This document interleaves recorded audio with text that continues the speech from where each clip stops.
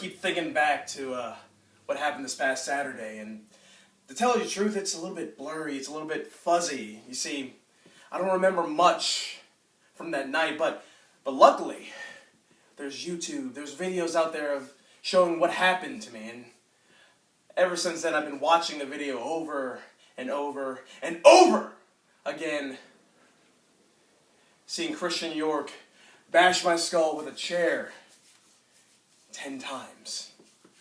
You see, that night I learned a couple things about York. York is the type of guy that hits hard and hits fast, and he doesn't care about anyone else but himself. But in this line of work, sometimes it's good to be like that. But there is something else I learned about you, York. You're a liar. You are a liar. See, before and after, you told the world that you would take me out. That you would end my career. Hell, you tried to end me. But York, you're a liar. See, Spencer Chestnut didn't hire an assassin. He didn't hire someone to take me out. He hired someone who didn't get the job done.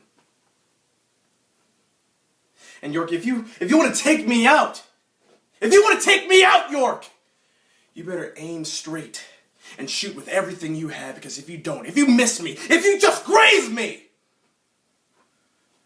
it'll be bad for you in the end.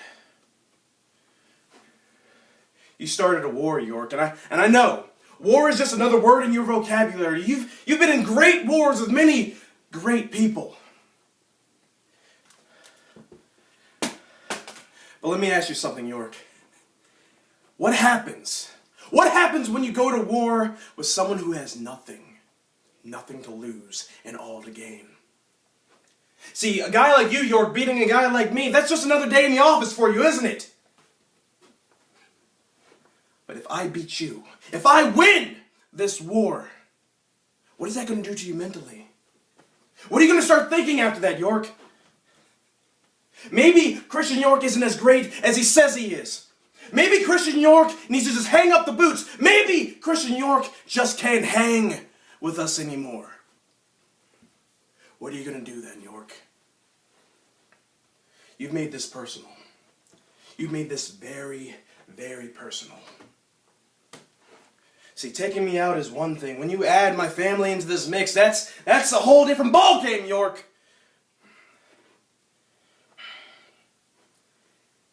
Any other man would have been put out by what you did after that match.